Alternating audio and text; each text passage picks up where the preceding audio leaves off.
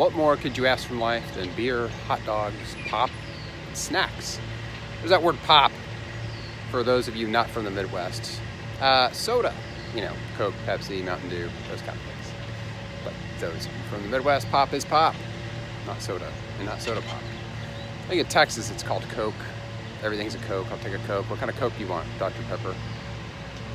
Okay. Here in Michigan, it's pop.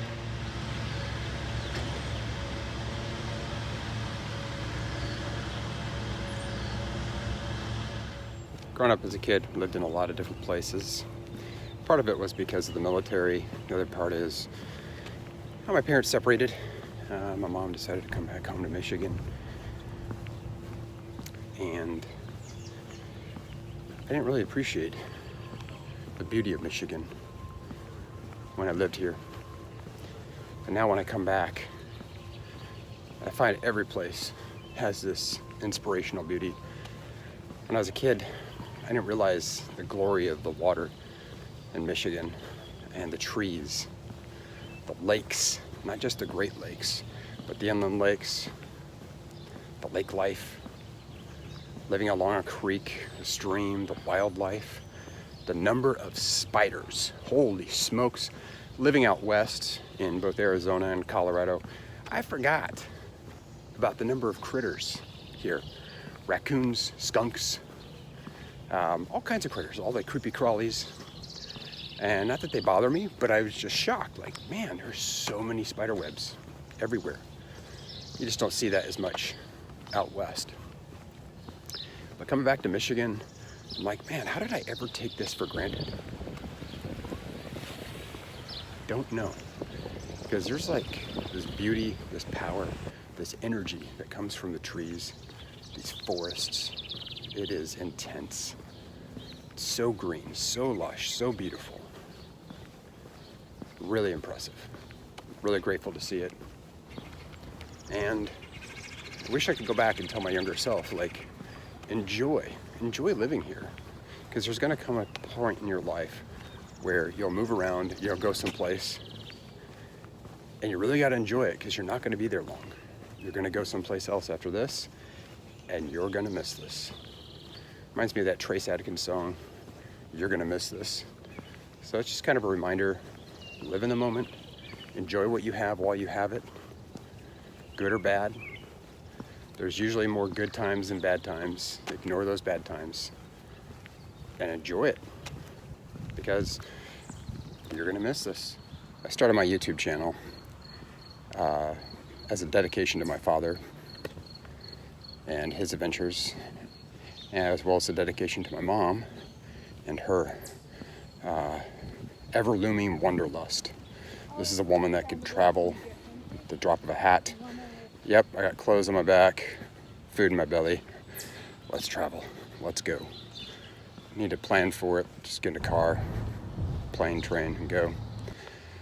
The real reason I made that YouTube channel was dedicated to them, but the real reason was as a gift to my kids, so that they'd have something to see the old man, a legacy, something to remember me by when I'm past, to see what I was about during my time.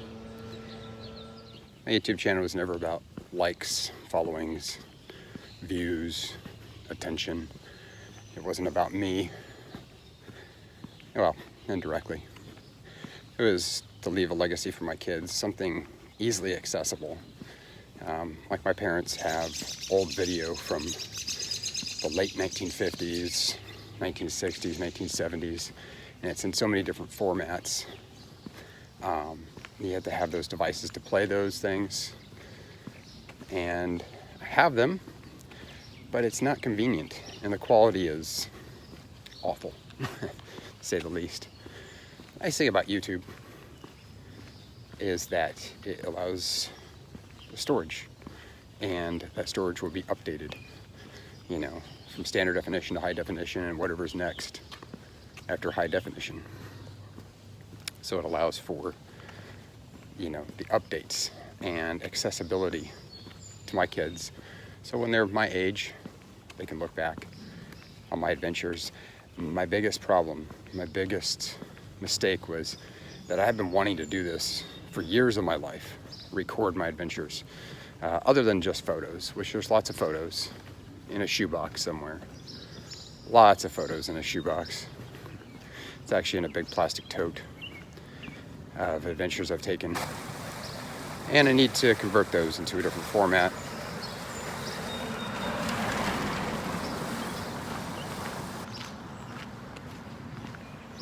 Biggest thing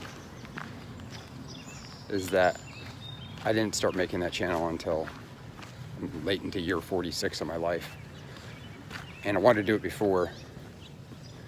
I wanted to record things for my kids and give them that legacy. But I was either lazy, nervous, worried about failing, that it wouldn't work out. Back in the day, before lovely devices we have that we call mobile phones, cell phones, devices, you'd have to carry a camera with you, record your adventures, and then you'd have to move that format to something else. But now, mobile devices, YouTube, baby, GoPros, drones, can take unbelievable footage, record it, and it'll be updated into a higher and better format later on. Pretty fantastic. As I'm walking along the tree-lined, or tree-tunneled, I should say, streets of Watervliet, Michigan, it gets me thinking about when I was a kid, when I was 19, 20, my dad, he was very stressed out most of his life working. You know, he'd work a minimum of 60 hours a week, constantly at work, constantly. Work Saturdays, take Sundays off, and then it became, well, I'm gonna work 4 hours on Sunday, I'm gonna work 6 hours, I'm gonna work 8 hours on Sunday. He just worked all the time. Work, work, work. He was so stressed out. He was really miserable. And made him hard for him to be a good dad, because he was just overwrought, anxious, tired, exhausted, worn out. And when you're that tired, it's hard to be good at things. And I met my dad again. I was in college. I transferred schools, living in Michigan at the time. And I was in college, transferred down to the University of Arizona in Tucson. And my dad came out to visit me. He had sold his house, his vehicles, boat, everything he owned. Bought a Ford F-150 pickup truck with a pop-up camper behind him. And he traveled the country. Went down to Florida, worked his way on I-10 heading west. And as he worked his way west, he got to Tucson, Arizona. Through I-10, decided to spend a couple weeks. Lived in a campground, came to my apartment, my roommates, met them, became really good friends with them, made dinner with them, ate dinner with us. Had a few beverages, and would come and take a shower every couple days. Had a key, come in, take a shower, leave. But he was relaxed. He was meeting my father all over again. He was meeting the real Tom. Not just my father, but meeting my dad as the person. He didn't have to be a dad to me anymore. He was, you know, I was 19 or 20. So he didn't have to play father figure. He was there emotionally, and, you know, if I needed some money, he'd flip me some cash here and there. But he didn't have to be, you know, a strict father. So I got to meet him as the person that he is. And that was really cool. Got a guy lawn mowing behind me. Point of the story is, when I met him, he didn't have all the stress, all the pain, the need to grind, the need to pay for things. Because he had sold his home. He sold everything he owned, except for sentimental things. He had some boxes and some knickknacks, some things from his childhood, some things from my childhood, in a storage unit. Just a real small little storage unit with some boxes in it. And that's all his possessions, other than the truck that he drove and the pop-up camper he lived out of. And he traveled the country for, I think, almost 18 months doing that. Point being is he wasn't stressed out, and he was a beautiful human being. It was really awesome to meet him, and to have him meet my roommates, who really, really loved him. They enjoyed his company, thought he was funny. I was like, really?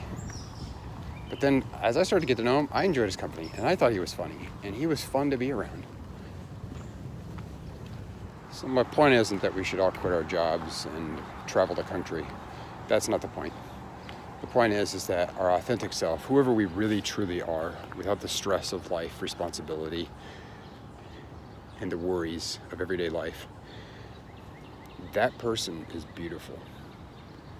And you're beautiful even with all those things, with the worry and the stress and responsibility. You're still beautiful. But what if we could all be that person, that authentic self, that beautiful person all the time?